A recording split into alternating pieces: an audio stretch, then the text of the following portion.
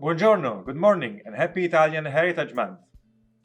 Last week we learned about the Italian card deck and some easy beginners games that you can play with children if you want. Today we will look at games that are a little bit more complex, strategic, and therefore more interesting and fit for grown-ups. The first one is called Scopa, which means broom in Italian. It refers to the act of cleaning a surface, because in the game you can literally swipe the table and get all the cards, but we'll get there. Scopa has a starting setup similar to the easy games we saw last week.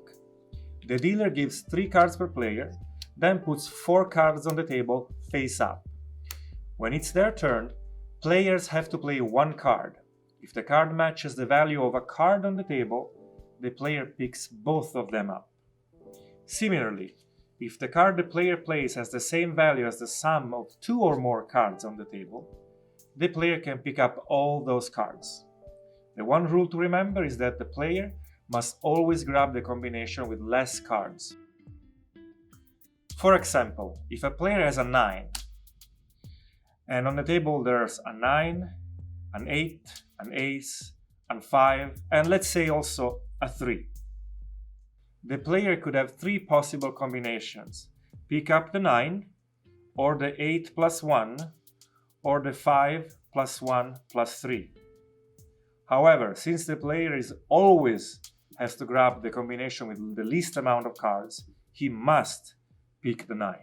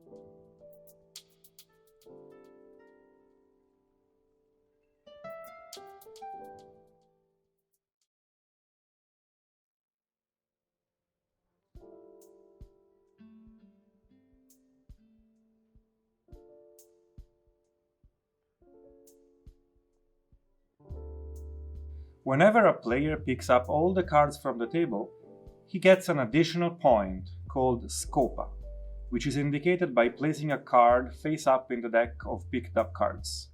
There can be multiple Scopa points in a single game. As far as the other points go, the player with the most cards gets 1 point.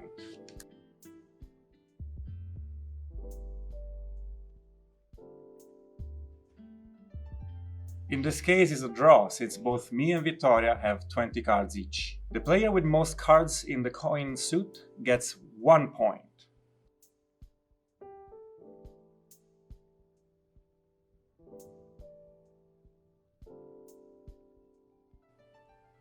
The player with the 7 of coins, called Settabello or the Beautiful 7, gets 1 point. The final point is called the Primiera point, and it is assigned to the player with the most 7s. If the 7s are tied, then it's given to the player with most 6s. If they are also tied, then it goes to the player with more 5s or aces. Otherwise, if all of them are tied, it does not get assigned. This is a simplified way to calculate the Primiera point.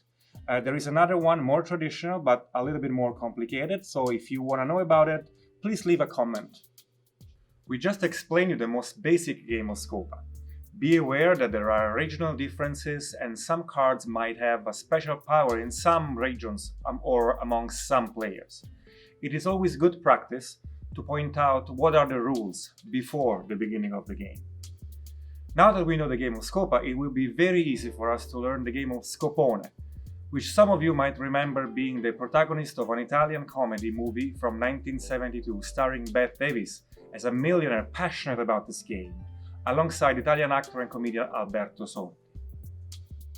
Scopone is a strategy game where remembering what cards have been played helps winning the game.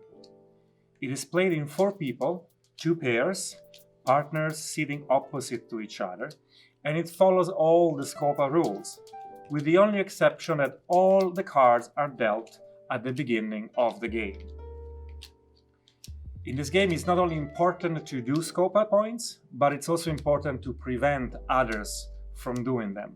And you cannot talk to your partner. That's all the explanation required for Scopone.